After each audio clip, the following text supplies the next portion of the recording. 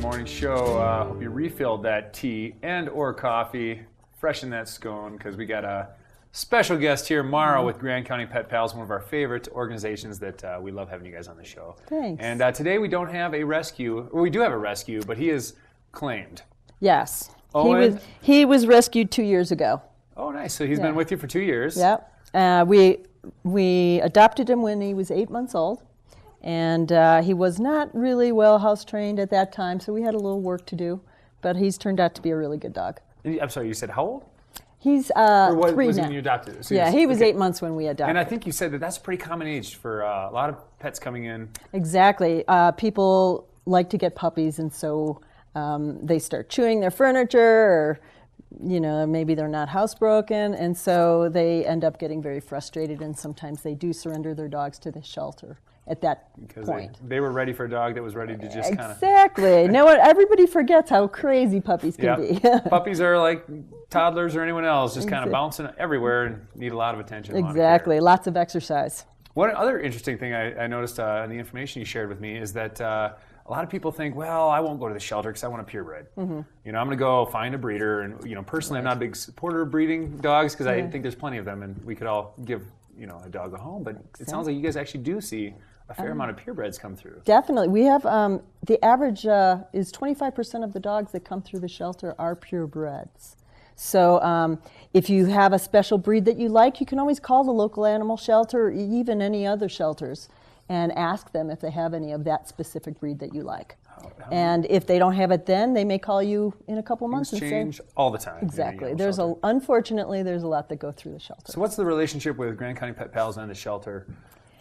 We support the animal shelter. They're paid through the Sheriff's Department. Okay. But Grand County Pet Pals help support with extra items that they may need, food. Our biggest mission is making sure every animal is spayed and neutered before they leave the shelter. They'll also get a rabies shot.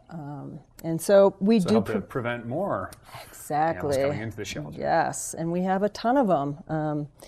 One cat in 7 years can produce, and her offsprings can produce up to 400,000. 400,000. In 7 years? In 7 years. That's a ridiculous stat. Yeah, it is. And then dogs... It shouldn't be, I don't know what's the phrase, something like bunnies, but it could be just something like cats. Huh? Exactly, Wow, I had no idea. That's incredible. And a female dog can produce up to 7,000 offspring, with her offspring, Yeah, so that spay or neuter is very important, because that can then prevent potentially 7,000 residents of the Grand County shelter. Yeah. But, okay, so how does the adoption process work? Because you obviously have gone through it. Okay. So. Well, come and visit the animals. Determine what type of animal you need. If you're an active person and you want a dog that will go hiking and running with you, that's one type of breed. These days you can get an app on your phone, I think, that you type in some certain interests, and all of a sudden it says, you want a Basenji. Really? Whatever dog.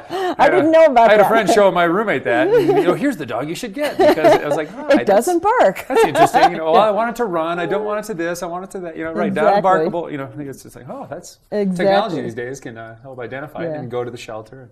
So your lifestyle is really important. There's some people who don't like to go for walks, or they're not very active, or they're older.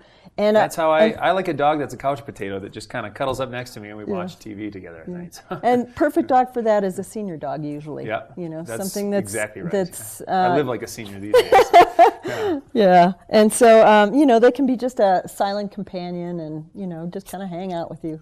So are there cost per dog? Is it like the Goodwill store where they price everything according to value? Or? There is. I think it's $75 for a dog to adopt. Okay. And this is going to help cover those costs of the shelter. I mean, you're more or less supporting the... Exactly. It covers the spaying and neutering. And Pet Pals pays for half of that spaying and neutering, and the sheriff pays for the other half. And then the person that's adopting it, their contribution to it. So, So let's talk a little bit about, how do you guys fundraise? Or donations? Is it? We have so many ways that you can donate. We have jars around the town at different stores or hotels or things where you can just throw your change in throw there. a change in. It's always nice if you have a friend who is sick, or you have a friend whose dog passed away, you can always do a donation on behalf of that person's pet. Let's see. We do fundraisers like at the Safeway, just food drives and things like that. You can always just become a member, and that check helps support the animals. Yeah. And now, if I do pick up a dog, obviously would hate to do it, but if some reason it doesn't work out, you know, is there pressure then? Is it now your responsibility to try and find a home for the dog? You know what? At our shelter, we're very, it's really unusual, but they allow you to foster a dog for, take them out for trial. So if it takes a week or 2 weeks for you to make sure that that's the right pet for you, so you can come. No problem. You can turn them back in if wonderful. it doesn't work out, if it doesn't suit your lifestyle. If it doesn't work out, it's been a wonderful home for the dog as a time being, and they they get out of the shelter for a week or two. Yeah, a little break until someone, the right home, comes in and claims them. And and then we have other opportunities for people who want to foster dogs. So you don't have to have a dog all the time. So if you're a traveler or something, and you can help out for set periods of time where you're just never going to be a good fit for a dog, unfortunately, for long term. That's wonderful. So you can still contribute in a major way. And sometimes we get kittens that need to be kind of helped along in the first couple months.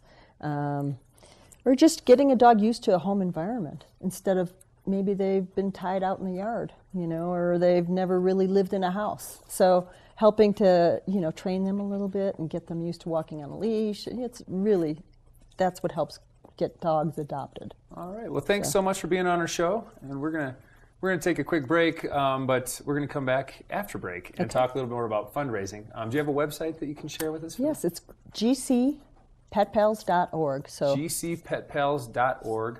We're going to take a quick break. When we come back, we're going to chat here with Maura and Owen right here in our studio in Cooper Creek Square, 20 shops and restaurants, and one of our key sponsors, Mountain Grind Coffee. Big thanks to them for supporting our show. We'll be back shortly.